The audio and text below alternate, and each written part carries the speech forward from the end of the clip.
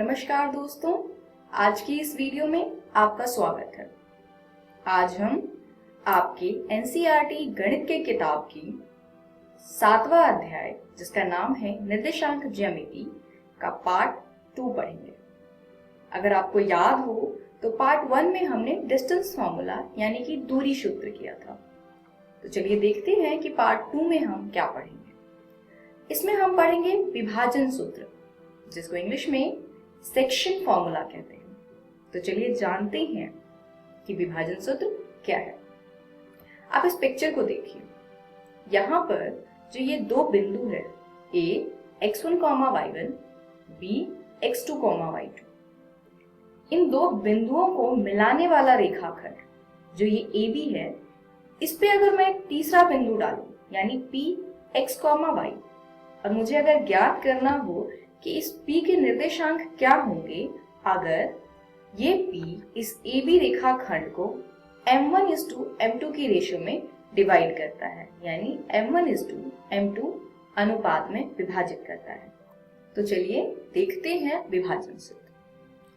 दो बिंदुओं A x1, y1 और B x2, y2 को जोड़ने वाले रेखाखंड AB को m1:m2 में आंतरिक रूप से विभाजित करने वाले बिंदु P x, y के निर्देशांक दिए जाएंगे Px, y बराबर m1 गुने में x2 जमा m2 गुने में x1 बटे में m1 जमा m2, m1 गुने में y2 जमा m2 गुने में y1 बटे में m1 जमा m2। तो ये है विभाजन सूत्र जिसका हम प्रयोग करेंगे।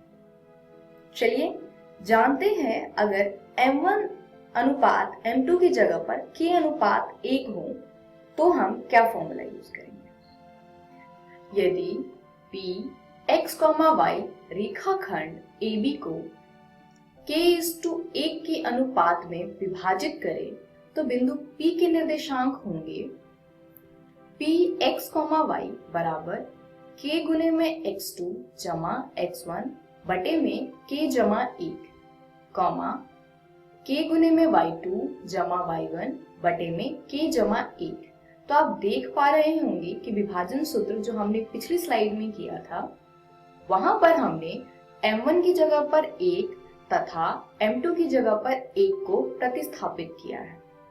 चलिए अगला एक विशिष्ट स्थिति देखते हैं। एक रेखाखंड का मध्य बिंदु उसे 1:1 के अनुपात में विभाजित करता है। अतः बिंदुओं Ax1, y1 और Bx2, y2 को जोड़ने वाले रेखाखंड AB के मध्य बिंदु के निर्देशांक क्या होंगे। तो हम फिर से क्या करेंगे, जो विभाजन सूत्र हमने सबसे पहले पढ़ा था उसमें m1 की जगह पर 1 तथा m2 की जगह पर भी 1 रखेंगे।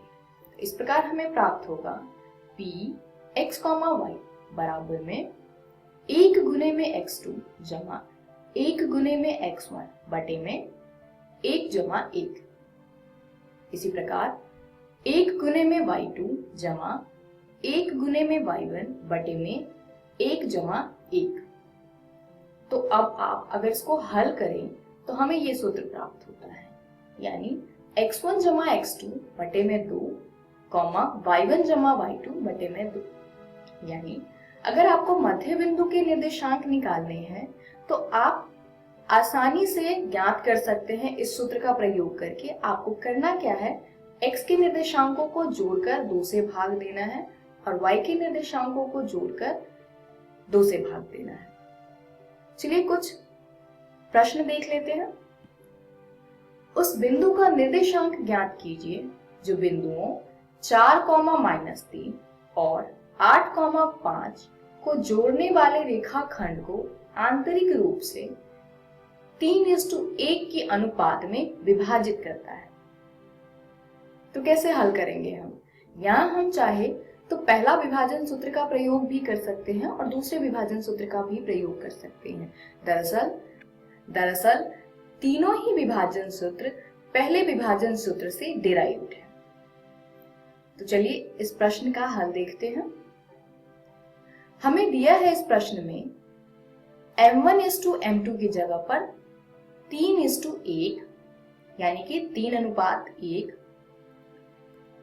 इसके अलावा हमें दिया है x1, y1 की जगह पर 4, -3 और x2, y2 की जगह पर 8, 5। तो हम इन तीनों का प्रयोग करेंगे निर्देशांक ज्ञात करने के लिए। तो मान लीजिए P x, y वांछित बिंदु है, तो हम यहाँ क्या करेंगे, विभाजन सूत्र का प्रयोग करेंगे। तो विभाजन सूत्र का प्रयोग करने पर हमें जो कि है P x, y बराबर में m1 गुने में x2 जमा m2 गुने में x1 बटे में m1 जमा m2 कॉमा m1 गुने में y2 जमा m2 गुने में y1 बटे में m1 जमा m2। तो हम यहाँ पर सभी मान को प्रतिस्थापित करेंगे, यानी m1, m2, x1, x2, y1, y2। तो प्रतिस्थापित करने पर हमें प्राप्त होगा 3 गुने में 8 जमा 1 गुने में 4 बटे में 3 जमा 1 कॉमा 3 गुने में 5 जमा 1 गुने में -3 बटे में 3 जमा 1। अब यहाँ से ये देखिए कि P x, y में x का मान होगा आगे वाले लिखे हुए निर्देशांक का पहला बिंदु। इसी प्रकार x का मान हमें प्राप्त हो जाएगा 3 गुने में 8 जमा 1 गुने में 4 बटे में 3 जमा 1 तथा y का मान क्या होगा 3 गुने में 5 जमा 1 गुने में -3 बटे में 3 जमा 1, यानी y बराबर हो जाएगा 3 गुने 5 जमा 1 गुने -3 बटे में 3 जमा 1। इसको आगे हल करेंगे हम, तो हमें प्राप्त होगा x का मान बराबर में 24 जमा 4 बटे में 4 तथा y बराबर में 15 घटा 3 बटे में 4। आगे हल कीजिए इसको, तो आपको x का मान 7 प्राप्त होगा तथा y का मान 3 प्राप्त होगा, यानी 7, 3 ही वांछित बिंदु है। चलिए एक और प्रश्न देखते हैं जो मध्य बिंदु पे है। बिंदुओं 4, -1 और -2, -3 को जोड़ने वाले रेखाखंड के मध्य बिंदु के निर्देशांक निकालिए। चलिए हल देखते हैं इसका भी। हमें इस प्रश्न में दिया है x1, y1 की जगह पर 4, -1 और x2, y2 की जगह पर -2, -3। मान लीजिए P x, y वांछित बिंदु है, तो हम विभाजन सूत्र का प्रयोग करेंगे जो हमने मध्य बिंदु के बारे में पढ़ा था। मध्य बिंदु के केस में हम कौन से विभाजन सूत्र का प्रयोग करेंगे? जी हाँ, P x, y बराबर में x1 जमा x2 बटे में 2 y1 जमा y2 बटे में 2।